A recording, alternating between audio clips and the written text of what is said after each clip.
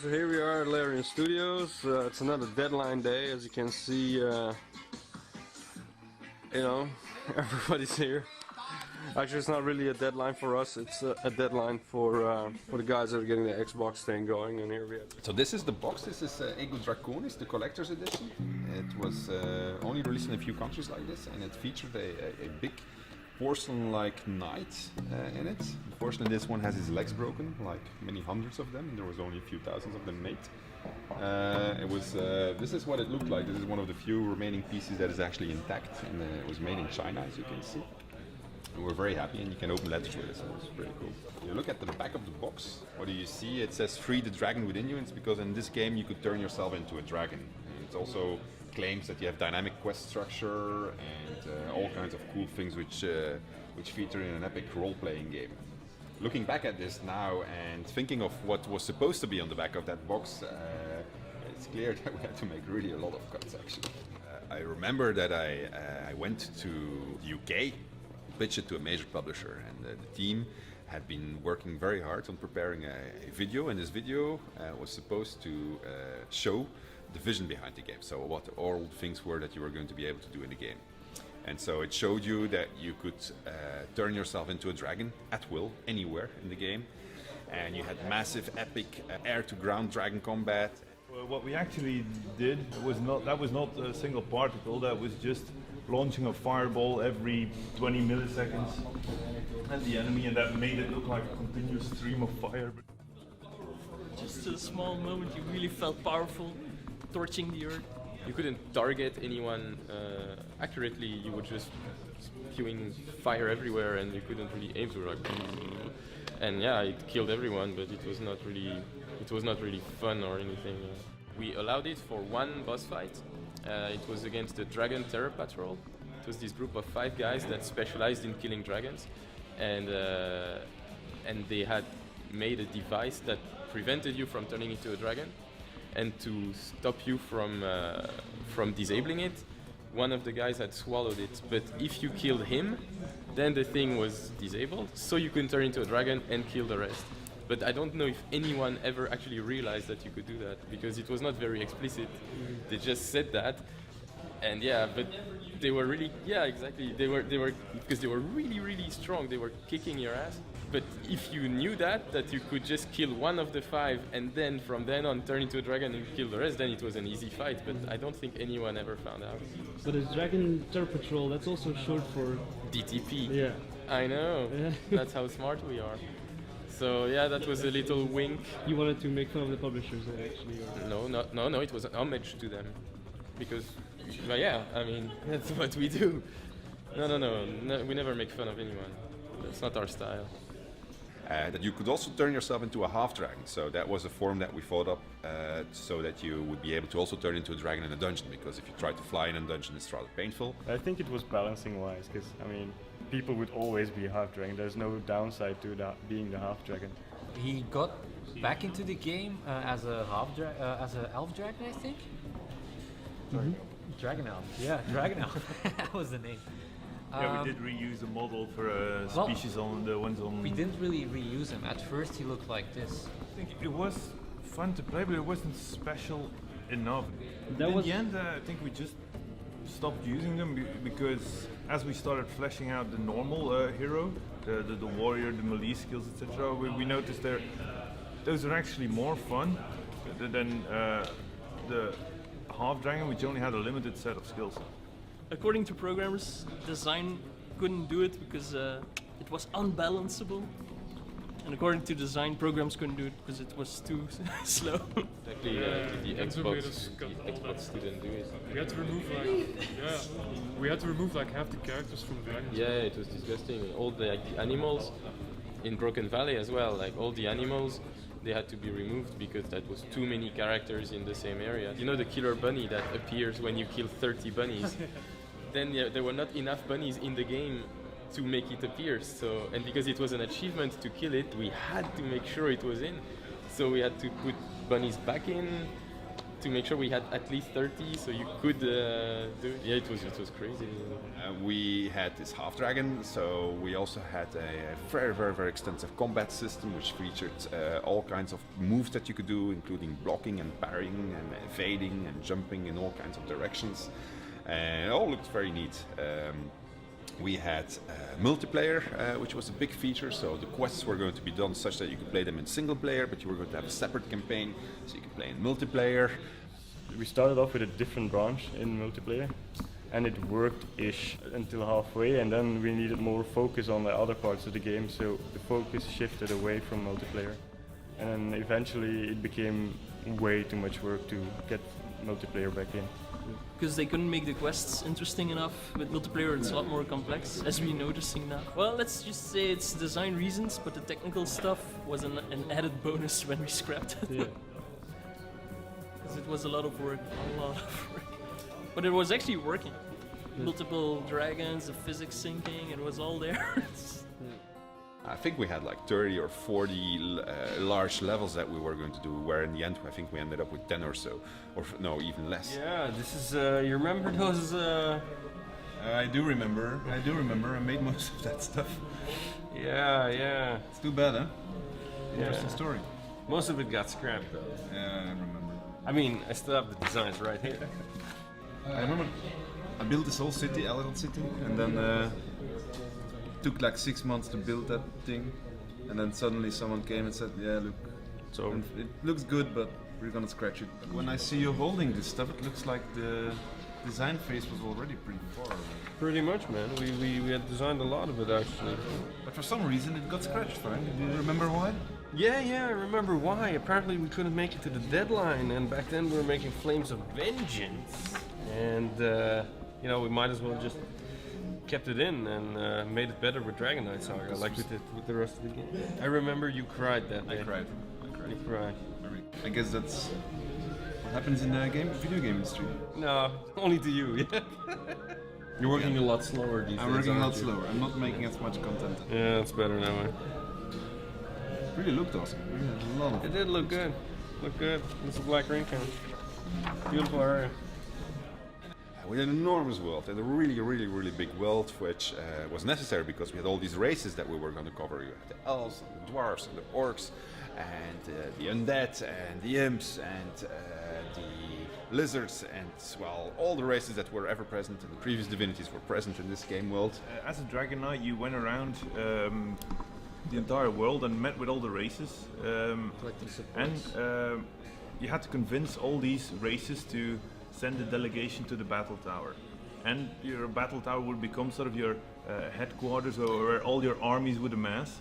And once you had a big enough army to actually take on Damien and his armies, actually, I've forgotten about that. you would have taken all these armies, and then in an RTS type of gameplay, you would attack with humans, dwarves, elves, other dragon knights.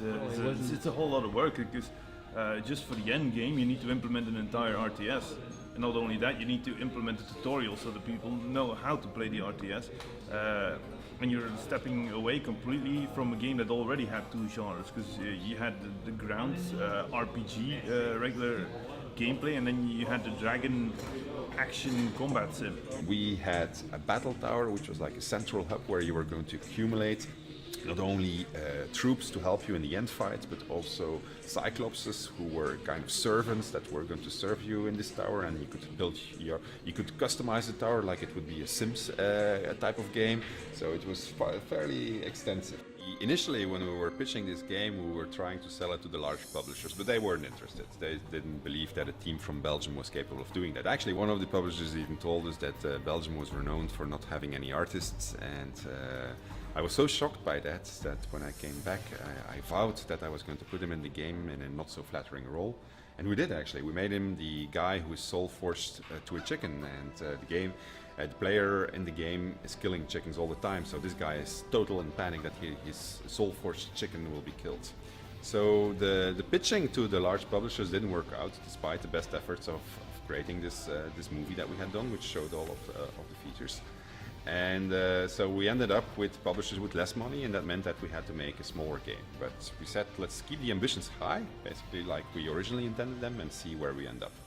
And that meant that eventually we had to do a lot of cuts, but it also meant that during the production we found ourselves under a lot of pressure. It's quite hot in here. You can feel the tension. Because a game production is divided into different milestones, and these milestones, that's where you get your money from the publisher if you meet them. So it was important for us that we met every single milestone, but in the back of our mind we wanted to put more in the game than was actually originally the intention. Hi, my name is Sven. I will be presenting you Divinity II Ego Draconis on Xbox 360. Hi John, I'm going to give you an overview of what we've done in the last month.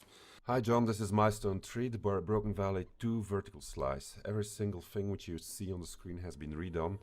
It even got to the point that there was a moment in the development that I went to present the game to the publisher, and the producer and the development director started asking all kinds of nasty questions and hard to answer questions.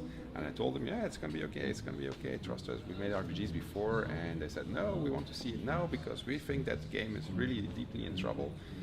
And and I had the impression that actually they were ready to cancel the game. So we agreed that I was going to show them that the game was further ahead than what they could see at the moment by demonstrating some gameplay.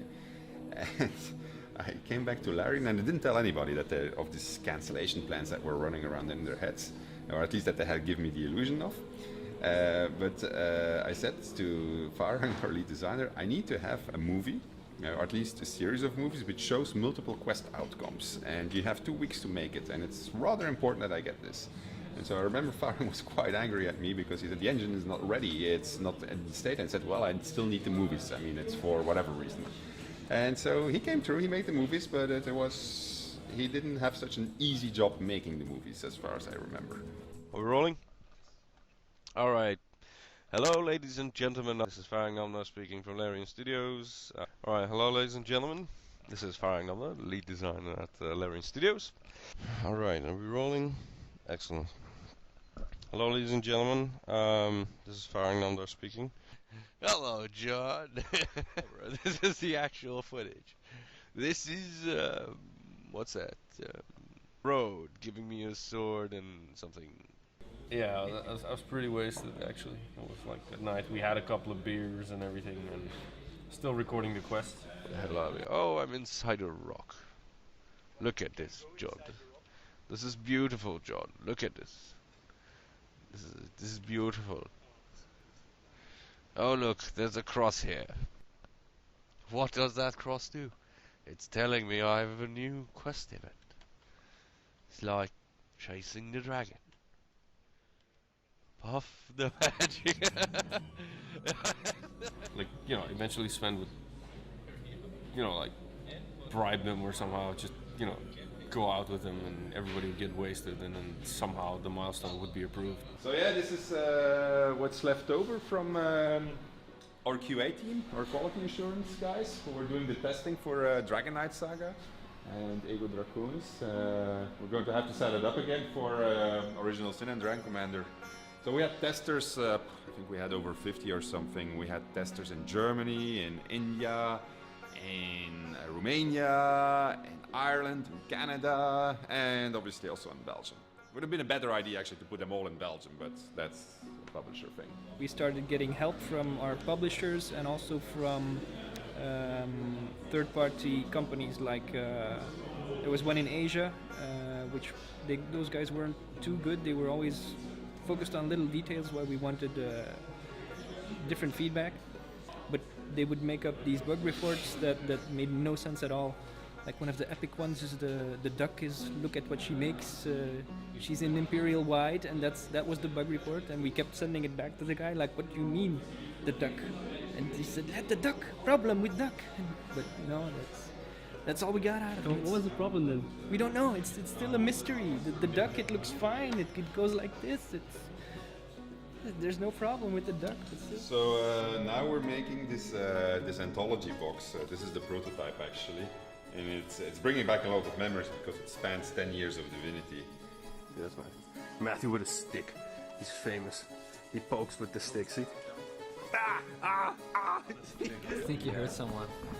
Yeah, he actually had a stick and a knife. An exact replica of the stick made by Alex was placed in the game. Larian Studios closes in the summer for like 2 weeks, and usually when we close we turn off all the electricity.